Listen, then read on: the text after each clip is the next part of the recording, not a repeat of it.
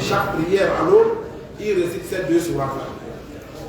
Et quelqu'un commence à penser que c'est une obligation, on l'appelle, on dit non, c'est pas une obligation. Mais c'est ce que le prophète sallallahu alayhi wa sallam faisait fréquemment. C'est pour cela que nous aussi, nous imitons notre prophète. C'est la sunna, on est en train d'appliquer la sunna. Donc ce que tu es en train de penser est... Donc il dit, c'est en ce moment qu'on doit l'enseigner plus, la sharia, la sunna. Voilà, taturaku sunna mukhafatati jahlihi. On ne va jamais délaisser une sunna parce que lui il est ignorant. À cause des ignorants, ceux-là qui ignorent la sunna, on ne va pas dire que non, parce que les gens ne connaissent pas, les gens vont dire ceci, les gens vont dire cela. Non, une sunna, c'est une sunna. Si tu ignores, il faut demander. Si tu ne connais pas, il ne faut pas aller parler comme nous on a l'habitude ici de le faire. On a l'habitude, quand on ne connaît pas quelque chose, tu n'as jamais vu, tu n'as jamais entendu, tu commences par dire des choses et tu tombes dans les péchés.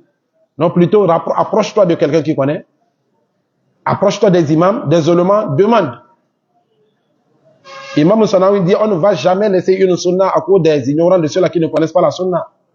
Ceux-là qui ne connaissent même pas, qu'est-ce qu'ils font pour même apprendre la religion? Ils ne font rien, ils ne font pas d'effort pour connaître la sunna. Mais c'est eux-mêmes qui critiquent ceux-là qui appliquent la sunna. Ils ignorent, ils ne vont pas à la quête de cette connaissance, de cette sunna, mais ils critiquent. Donc pour cela, on ne va jamais laisser une sunna à cause de ces gens-là. Dit Imam Sona'ani. Et puis moi, je suis carrément de cet avis. On ne va jamais laisser aucune sunna. Les sunnas sont faits pour les appliquer. C'est pour cela que les compagnons nous ont rapporté cela. Dans plusieurs hadiths, tu vas voir les compagnons quand ils appliquent quelque chose. Tu vois, celui-là qui ne connaît pas, il vient s'approcher de ce compagnon. J'ai vu, tu as fait ceci, tu as fait cela. Ça fait partie de la sunna aussi. Il dit oui. Quand un compagnon de Prophète sallallahu alayhi wa sallam a aligné, il y avait eu beaucoup de décès. Il a aligné, il y avait un petit garçon là-dedans, et sa maman, il a aligné le garçon proche de l'imam, la femme qui est une sahaba, derrière l'enfant, il dit non, comment? Il s'est approché. Il dit c'est ça la sunna. Mais nous aujourd'hui, on ne se rapproche pas de ceux-là qui appliquent, de ceux-là qui connaissent pour demander. On reste souvent même derrière même la mosquée, parce qu'on n'a pas la crainte d'Allah subhanahu wa ta'ala, on critique. On parle mal. On parle mal, c'est pas bien. وَمَا مَاتَتِ السُّنَنِ إِلَّا خِيفَةُ الْعُلَمَاءِ مِنَ الْجُهَالِ. Il dit, les sunnas du prophète sallallahu alayhi wa sallam, on les a fait, on a tué les sunnas du prophète sallallahu alayhi wa sallam, parce qu'il y a des ulémas qui ont peur des ignorants. Les ulémas ont peur de ce que les ignorants, ceux qui ne connaissent pas la religion vont dire. Non, tu sais, on va laisser d'abord les gens, tu sais, les gens. Non.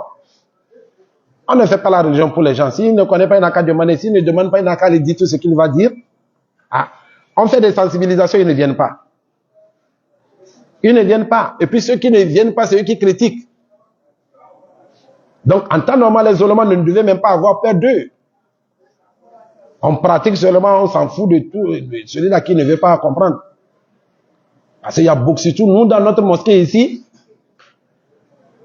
qui parmi, est-ce qu'il y a un alpha du Togo qu'on n'a pas invité ici, qui n'a jamais prêché dans cette mosquée?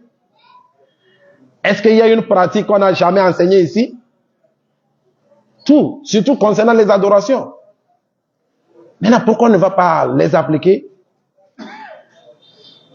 Donc il dit, les sunnahs du prophète sallallahu alayhi wa sallam sont égarés, sont morts comme ça, parce que les ulémas ont peur des ignorants.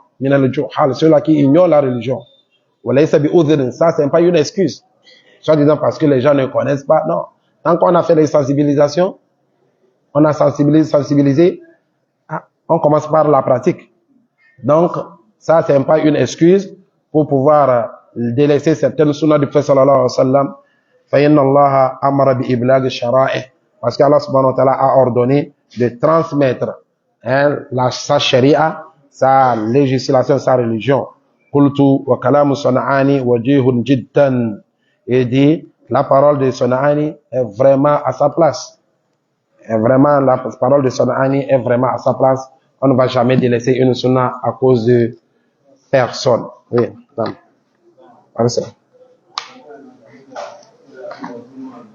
Wademe? Juma.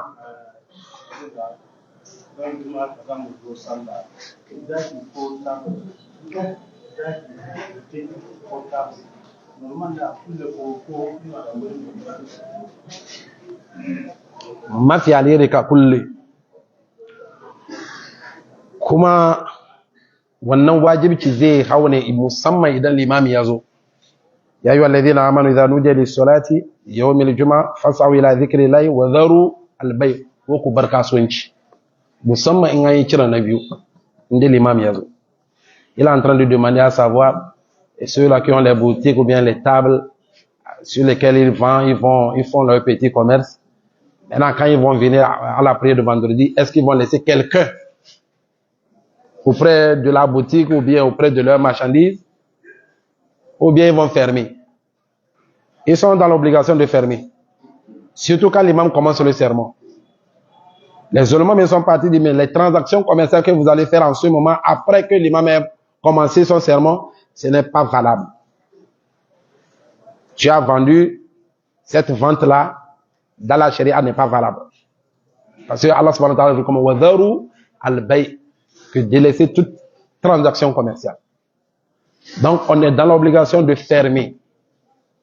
Donc, quand on calcule, on voit que ici, notre imam vient à midi.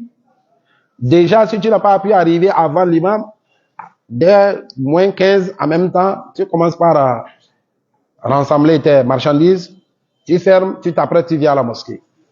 Parce que c'est une recommandation, c'est un ordre venant d'Allah subhanahu wa ta'ala. Donc, et puis c'est une obligation. Donc, on doit laisser, on doit fermer nos boutiques. Mais malheureusement, beaucoup de nous n'ont pas compris cela. Il y a des gens, même en ce moment, ils courent gauche à droite, ils vont faire des affaires, un client l'attend. D'autres même, ils sont même dans la mosquée, ils sortent, ils prennent appel, ils vont à la boutique. C'est grave. Or, même les hadiths, les prophètes sont montrés, quand on fait même l'appel à la prière, tu es interdit, c'est interdit de sortir de la mosquée. Par exemple, on veut faire l'appel tout de suite. Quand on fait l'appel, tu es interdit de sortir de la mosquée. Sauf si c'est pour aller faire tes besoins, rechanger ton ablution. Ça, tu as une excuse. Mais sortir seulement comme ça, tu as un appel ou bien non. Il n'y a aucune urgence qui dépasse ou bien qui atteigne même la prière pour laquelle tu es venu dans la mosquée. Que Allah subhanahu wa ta'ala nous assiste, que Allah subhanahu wa ta'ala nous augmente de la compréhension de la religion. Subhanakallahumma bihamdika ashhadu an la ilaha illa anta astaghfiruka wa atubu ilayk. Assalamu alaykum wa rahmatullah.